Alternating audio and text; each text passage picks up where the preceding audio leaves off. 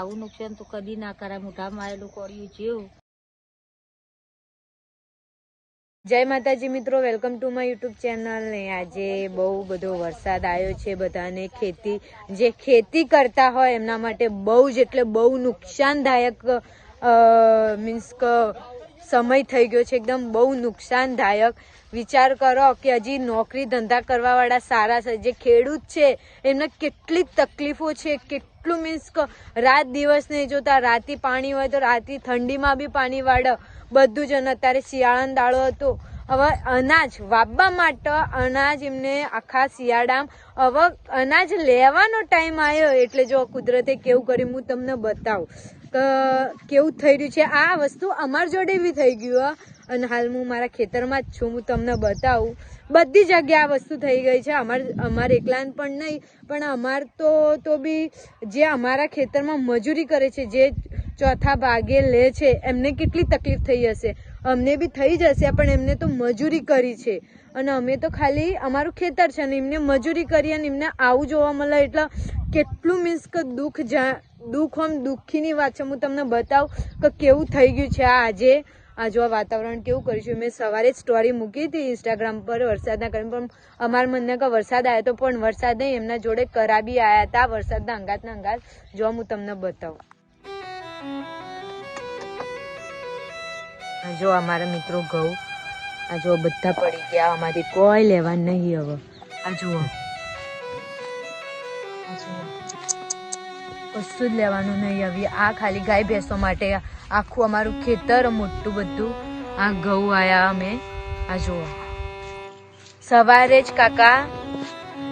જ કાકા પાણી વાળીને ગયા છે આ ઘઉંમાં. અને અત્યારે બપોર પછી એટલો ભયાનક વરસાદ સાથે કરા આયા ને એટલો બધું રાહત તાળ વાળી દીધું. જુઓ મિત્રો આ જુઓ આ ગાય ભેંસો માટે ચારા, પણ ગાય ભેંસો માટે ચારા બી નહીં રહ્યા. પણ હવે ગાય ભેંસોને તો સમજી લે કે આ આપણે ખવડાવી દેશું, પણ તો બી આપણે શું ખાવાનું? આપણે ખાશું તાણા હાથ પગ આપણા હેડશીન બધું, અને આગળ મીન્સ કે અનાજ પોકશે. અને જો આ ખેતી આ જુઓ કેવું બધું થઈ ગયું છે. આ જો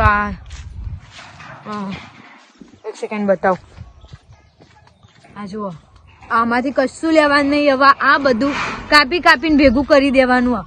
આમાંથી લેવા જેવું હતું એ ભગવાને લઈ લીધું. હવે કશું લેવા જેવું નહીં મિત્રો. જુઓ કશું એટલે કશું જ નહીં. આ જો આ બધું હુકાઈ ગયું. કશું જ લેવાનું નહીં હવે આમાંથી. જુઓ મિત્રો એટલું ભયાનક. જો મિત્રો આ વરિયાળી જુઓ, વરિયાળી શું હાલત થઈ રહી. શું લેવાનું આમાંથી? કશું જ લેવા જેવું નહીં. બસ આ જુઓ કેટલું નુકસાન છે ખેડૂતોને, કેટલું નુકસાન હદ વગરનું. આ જુઓ પાણી ભરાઈ ગયા છે ખેતરમાં. આ જુઓ કશું જ લેવાનું નહીં. જુઓ કેવું નુકસાન થઈ ગયું ભયાનક. થાય કે આવું મારું તો કોઈ થતું નહીં. નુકસાન થઈ ગયું. ભગવાન આવું નુકસાન તો કદી ના કરાય. મોઢામાં આવેલું કોળિયું જેવું. એ કાળજું કપાઈ જાય એટલી દર્દ વાત થઈ. ભગવાન બધાનું સારું કર્યું તો આ સારું કરવું જોવે ને. ખેડૂતોને નુકસાનમાં હોય પ્લસ તોય નુકસાનમાં થઈ જાય. એને કેટલું જ બળતરા બળે. ભગવાન બધાનું સારું તો સારું જ રાખ.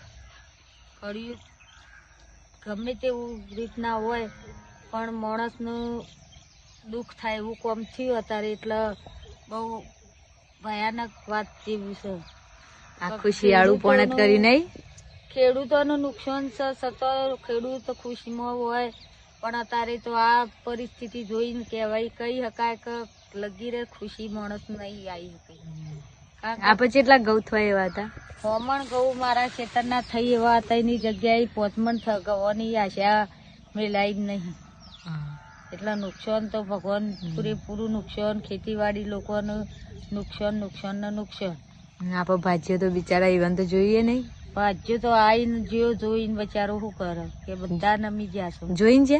હા એટલે ખેતીવાડી કરીને કોઈ ફાયદો નહીં. નોકરિયાત વર્કને સારું તે મહિનો થાય એટલે પગાર આવે. ખેડૂતોને આપો મથીન પાક લેવાની તૈયારીમાં હોય અને આ નુકસાન ચોથી આવીને પડે તો ખેડૂતો રોતા ને રોતા રોતા ને રોતા જ રહ્યું બિચારા.